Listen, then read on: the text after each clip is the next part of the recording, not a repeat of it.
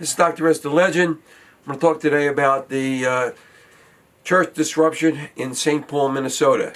This is not Minneapolis, but St. Paul. It's part of the Twin Cities. This was not a protest. If you invade a house of worship and trespass and disrupt the service, it's clearly illegal under the law. We're talking about the First Amendment to the Constitution, the Bill of Rights. I will read it. People don't read these things. Congress shall make no law respecting an establishment of religion or prohibiting the free exercise. I'll repeat that. Or prohibiting the free exercise thereof, or abridging the freedom of speech or of the press or of the right of people peaceably to assemble and to petition the government for a redress of grievances. Again, people don't read and understand the First Amendment. The most important part has to do with religion and the free exercise of religion. Violation of the First Amendment that occurred in St. Paul, Minnesota was a violation of free exercise, not a violation of a journalist who was part of the disruption. I'll repeat that. The parishioners had their First Amendment rights under the free exercise clause of the First Amendment violated, not a journalist who was part of the disruption. If you look at the First Amendment, the freedom of religion, free exercise comes way ahead of freedom of a press, assuming, of course, that that individual, Don Lemon, or Don Lemon, sounds better, is even a journalist or part of freedom of the press. Don't listen to the media. Don't listen to the so-called experts, the politicians, or entertainment people. They're going to repeat a lie 1,000 times, so it becomes the truth. The journalists' rights were not violated under the First Amendment. He didn't even have any. So far as we know, a grand jury has handed down an indictment against a number of individuals, 9 individuals. This is the United States District Court of Minnesota. 3 charges. We'll go through them. 18 U.S.C. 241, 18 U.S.C. 248 A2B, and 18 U.S.C. 2A. There will probably be more charges to come and more people to be indicted. So far, there's 9 people that have been indicted for disrupting a church service under the Free Exercise Clause of the First Amendment. Nikema Valdez Levy Armstrong, a.k.a. Nikema Valdez Levy Pounds, Chantil Louisa Allen, William Scott Kelly, a.k.a. The Woke Farmer, Don Ronaldo Lamont, Jerome D'Angelo Richardson, Jamal Idell Lundy, Traherne Jean Cruz, Georgia Elise Fort, and Ian Davis Austin. So let's go through the allegations. The city's church is a Christian house of worship located in St. Paul, Minnesota. On the morning of Sunday, January 18, 2026, at approximately 10:30 a.m., the church pastor was leading the congregation in a liturgical service. In that service, the church pastor and congregation were then exercising and seeking to exercise the First Amendment right of religious freedom at the place of worship, a right that is also protected by a federal statute codified in Title 18, United States Code 248. After the service commenced, a group of approximately 20 to 40 agitators, it's clear they said agitators and not protesters, including all the defendants named in this indictment. They entered the church in a coordinated takeover style and engaged in acts of oppression, intimidation, threats, interference, and physical obstruction. As a result of defendants' conduct, the pastor and the congregation were forced to terminate the church's worship service. Congregants fled the church building out of fear for their safety. That's important, out of fear for their safety. Other congregants took steps to implement an emergency plan and young children are left to wonder, as one child put it, if their parents were going to die. I'll repeat that. And young children are left to wonder, as one child put it, if their parents were going to die. I think the agitators made a big, big mistake under the law. Not only were there adults there were children. Violating the rights of children, that is a big no. So count one was 18 U.S.C. 241. Conspiracy against right of religious freedom in a place of worship. I'll repeat that. 18 U.S.C. 241, against all defendants, conspiracy against right of religious freedom in a place of worship. Beginning an unknown date and continuing to or about January 28th in the state and district of Minnesota in St. Paul, defendants conspired and agreed with one another and with other persons, known and unknown to the grand jury, to injure, oppress, threaten, and intimidate multiple persons, including the clergy, staff, and congregants of the city's church, in the free exercise and enjoyment of rights and privileges secured to them by the laws of the United States, and because of such persons having exercised such rights, namely exercise of the First Amendment right of religious freedom in a place of worship, as secured by Title 18 United States Code, Section 247C, all in violation of Title 18 United States Code 241, conspiracy against rights. Defendants Armstrong and Allen, together with other persons unknown to the grand jury, organized the operation targeting the church, which they dubbed Operation Pull-Up, and promoted it on the internet via Instagram. All defendants met at a shopping center for pre-op briefing and discussed the target of their operation, city's church, and provided instruction on how the operation will be conducted once they arrived at the church. Once at the church, all defendants entered the church to conduct a takeover-style attack and engaged in various acts in furtherance of the conspiracy. On or about January 17, 2026, defendant Armstrong posted a flyer on Instagram accounts controlled by her account, advertising an anti-ICE action dubbed Operation Pull-Up, telling fellow agitators where to meet to prepare for the operation, exhorting them to be ready to mobilize.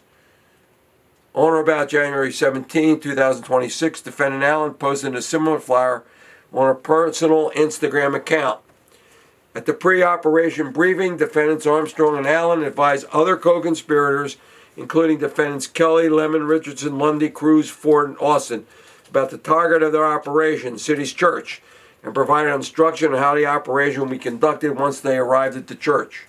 On the morning of January 18th, defendant Lamont began live streaming on an internet-based show, The Don Lamont Show, where he explained to his audience that he was in Minnesota with an organization that was gearing up for a resistance operation against the federal government's immigration policies, and he took steps to maintain operational secrecy by reminding certain co-conspirators to not disclose the target and operation. During a discussion with defendant Armstrong at the pre-op briefing, defendant Lamont thanked defendant Armstrong for what she was doing and assured her that he was not saying what's going on. Defendant Armstrong explained that Operation Pull-Up was a clandestine operation in which she and other agitators would show up somewhere that is a key location. Don't expect us, and we disrupt business as usual. That's what we're about to do right now. Defendant Lamont said he would see her there. Before heading to the church to join his co-conspirators, defendant Lamont advised his live stream audience that we're going to head to the operation. Again, we're not going to give any of the information away. At the pre-op briefing, defendant Allen led other co-conspirators in chants that they would use at the church, including, "This is what community looks like, and ICE out of Minnesota." She urged her conspirators that they have a duty to fight for our freedom. At the pre-op briefing, defendant Armstrong provided instruction and operational guidance to her co-conspirators, including the following. The first wave of agitators should enter the church essentially in an undercover capacity and position themselves around the church sanctuary. They should not sit together and should not wear anything that is activist identifying and those who had anything activist identifying should wait and come in the second wave. Sounds like the Normandy invasion. Continuing on the morning of January 18, 2026, all defendants, together with other co-conspirators, entered the church sanctuary with the first wave positioning themselves among the congregants, and the second wave, led by defendants Armstrong and Allen, commenced the disruptive takeover operation, in which the first wave of agitators then actively joined. As the pastor was beginning his sermon, Defendant Armstrong interrupted the service with loud declarations about the church harboring a director of ICE and indicating that the time for judgment had come. And other co-conspirators immediately joined in by yelling and blowing whistles in a takeover attack on the church, all of which quickly caused the situation in the church to become chaotic, menacing, and traumatizing the church members. While inside the church, defendants joined with other co-conspirators in various chants, including "ICE out," "Hands up," "Don't shoot," "Stand up," "Fight back," while gesturing in an aggressive and hostile manner, which congregates and the pastor perceived as threats of violence and a potential prelude to a mass shooting. While inside the church, defendants oppressed, threatened, and intimidated the church's congregants and pastors by physically occupying most of the main aisle and rows of chairs near the front of the church, engaging in menacing and threatening behavior, chanting and yelling loudly at the pastor and the congregants, and physically obstructing them as they attempted to exit and or move about within the church. While inside the church, Defendant Austin stood with other agitators in and around the main aisles in the church to intimidate the church members and obstruct and interfere with their freedom of movement, approached the pastor and congregants in a menacing manner, and near the end of the operation loudly berated the pastor with questions about Christian nationalism and Christians wanting to have their faith be the law of the land. While inside the church, this gets better. While inside the church, Defendant Kelly disrupted the service by chanting, "This ain't God's house. This is the house of the devil." He approached one female congregant who was with two young children and demanded to know in a hostile manner, while she was not involved in and supportive of the takeover operation. And he screamed "Nazi" in the congregant's face and asked child congregants, "Do you know your parents are Nazis? They're going to burn in hell."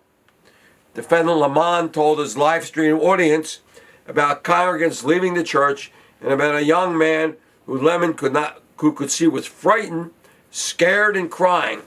And Lamont observed that the congregants' reactions were understandable because the experience was traumatic and uncomfortable, which he said was the purpose. Frightened children, that's the purpose. That's terrible.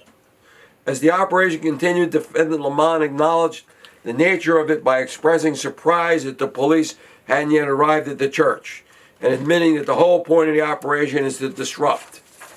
With other congregants standing nearby, defendants approached the pastor, surrounded him, stood in close proximity to the pastor in an attempt to oppress and intimidate him, and physically obstructed his freedom of movement, while Lamont peppered him with questions to promote the operation's message. Although the pastor told Defendant Lamont and the others to leave the church, Defendant Lamont and the other defendants ignored the pastor's request and did not immediately leave the church.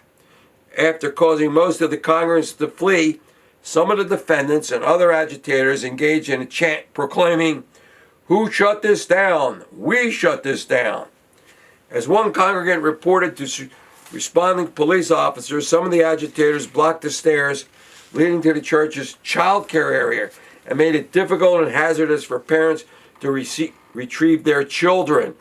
Children, very important, causing some to take alternative routes in and around the church. At one point, Defendant Lamont posted himself at the main door of the church, where he confronted some congregants and physically obstructed them as they tried to exit the church building to challenge them with the facts about U.S. immigration policy. Now, this is real important.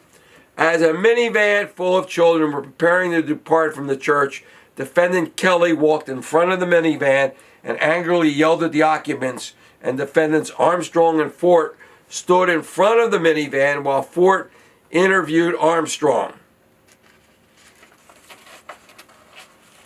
So those are the facts. And we got a second count, 18 U.S.C. 248A2B. Injure, intimidate, and interfere with exercise of right of religious freedom in a place of worship. It's the law. On or about January 18, 2026, in the State District of Minnesota, defendants each aiding and abetting one another, and together with other persons known and unknown to the grand jury, by use of force, threat of force, and physical obstruction, intentionally injured, intimidated, and interfered with attempted to injure, intimidate, and interfere with multiple persons, including the church's congregation, clergy, and staff, who were then lawfully exercising and seeking to exercise the First Amendment right of religious freedom in a place of religious worship, which conduct resulted in bodily injury to one of the congregants. So that's the indictment. It's chilling. Now you got to keep in mind why this case is so important. A criminal case. You can't invade a house of worship and claim it's a demonstration. You got to remember there's approximately 100 million people in the United States that worship regularly. From a legal point of view, this case is in St. Paul, not Minneapolis. St. Paul is somewhat more conservative than Minneapolis. Now you got a problem here for whoever the judge is going to be and whoever the jury is going to be. That if they don't convict these agitators, if they don't convict them, then they're going to send a message to all religious institutions that it's fair game for agitators to come in, disrupt the service. However, this case is like a DUI, in my opinion as an attorney, in the sense that really, in normal case, you have to prove that the person committed the act and they had the mental state to commit the act. But in this case, if they did the act, that's all that is necessary. And of course, it's beyond doubt that they intended to do this. They said they intended to do this. This should be a slam dunk. They did what they intended to do. They violated the law, and they intended to violate the law. I don't see any defenses here. I can't imagine what a defense lawyer, and I've been practicing law for 40 years, what kind of defense a defense lawyer is going to put up. The prosecution is going to bring in witnesses. They're going to bring probably in adults, probably going to bring in the pastor. More importantly, probably going to bring in some of the teenagers and some of the children. I'll talk about this later. I've never seen anything like this in the United States ever, and I've been around. I really haven't. I haven't seen anything like this. Kind of reminds me of the communist revolution in Russia, where the intent of the revolution was to shut down religion. I'm also aware of the fact that because of this and other situations, that many houses of worship have armed security, and many of the congregants come armed. So you want to come and disrupt a religious service, it may not be a good idea. Now this is a federal case, and I believe more people are going to be indicted, and there's going to be more charges, what we call superseding indictments. And again, children were involved. This is a big mistake on the part of the agitators and Don Lemon. The feds are also going to get discovery. They're going to subpoena all the records of the defendants, all their internet, their texts, their emails, everything. And they're probably going to try to get the prosecution, they're probably going to try to get some of the defendants to plead and cooperate, because there's going to be more people indicted. And I think there's going to be more charges because there's children involved. And you got to remember, I've got some knowledge in this area. So we bring children in to testify in court. Sometimes it's done remotely. And you got a big problem for defense lawyers. How do you cross-examine children? In many cases, you really can't. And in other cases, you have to be extremely careful how you cross-examine a child or even a young adult as to what happened, as to the fear they experience. So we also have, under the federal system, plea bargaining. So we could get some of the defendants to take a plea and to cooperate. This is Federal Rules of Criminal Procedure 11. And we also have, under the federal system, mandatory minimum sentencing. So the judges, they can't be too lenient. If this is allowed, if these people, these agitators are not prosecuted and found guilty, this sends a message to all religious institutions. This is a church. What about a synagogue? What about a mosque, a Hindu temple? Who's next? Now let's talk about Don Lemon, the so-called journalist. Now you got to remember also, probably all the other defendants, they probably don't have a vast sum of money to hire attorneys, or maybe somebody will come forward with some money for them. But he already has a good attorney. Somebody's paying for it. I have a lot of questions about this guy. I want to know what he was thinking.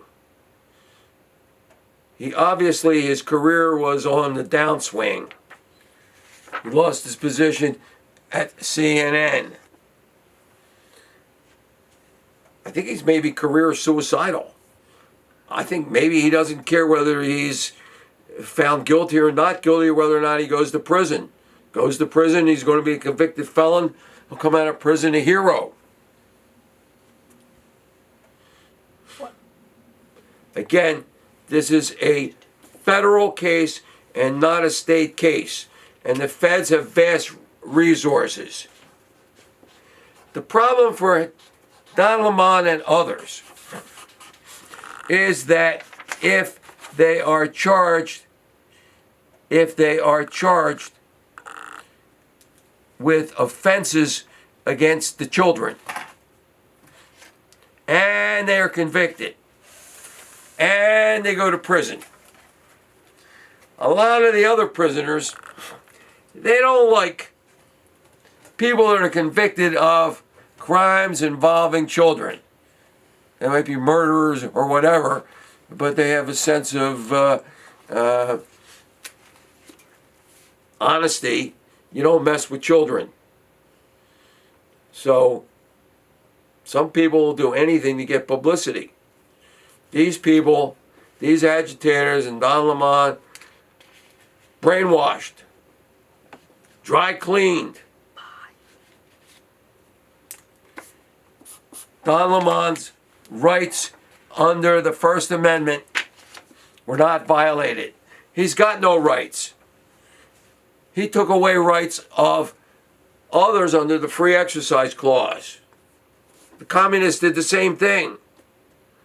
Maybe they're all communists.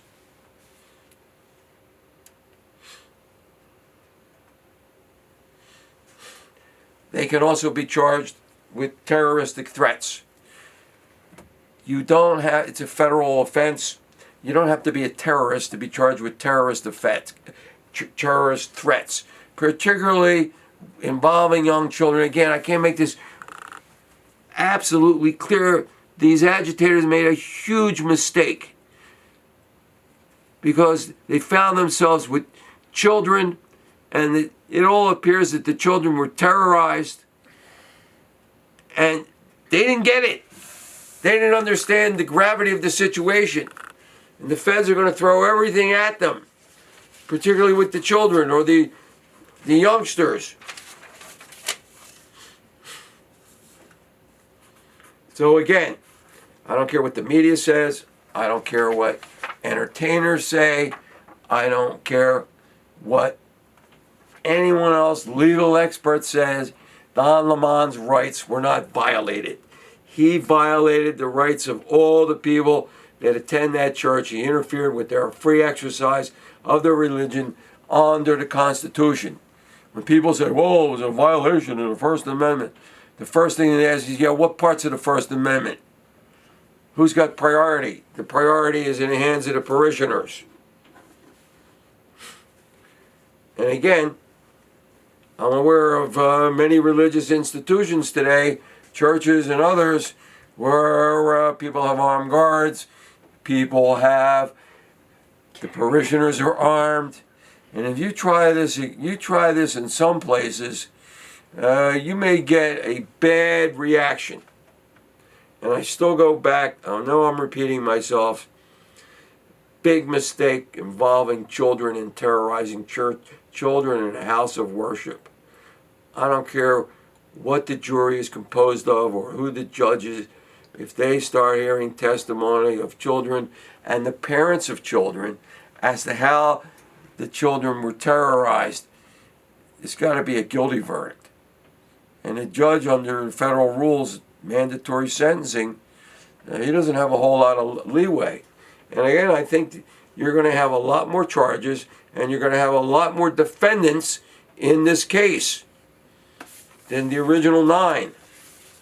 Now let me change a little and briefly talk about the second death in Minneapolis. The guy's last name was Preddy, and I don't understand him.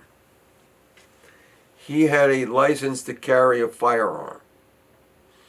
Okay, now, if you have a license to carry a firearm, depending on the state, some of them make you take a course, all of them give you information about your responsibilities.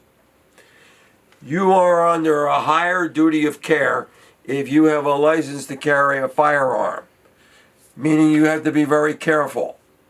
And if you have a firearm and you're in a situation involving the police, in any situation, you have a duty to inform the police that you have a license to carry and you have a firearm. In both situations that he was involved in, he did not inform the authorities that he had a license to carry a firearm, a loaded firearm with a round in the chamber. This is very dangerous. I'm familiar with this. I'm familiar with weapons and license to carry. The first incidents involving Preddy involved ICE people, where he got in an incident, its own video, where he spit at them, he damaged their car, he cursed them, and they temporarily took him into custody. But I don't know if they discovered his firearm or not. Look, everyone's aware of the problems in Minneapolis. And you got a firearm, and you're going into a situation, a known situation that's chaotic, and you're carrying a firearm. What the hell is on your mind? What do you intend to do? Why are you carrying a firearm? Even if you have a right to the firearm, why go into that situation? The second situation did not involve ICE people. This involved Border Patrol individuals. And again, why was he armed? Why didn't he inform them that he had a weapon? The media and others do not understand the law. They don't understand the law regarding firearms. Okay, this is Dr. S, the legend. I am going to show you this is who I am.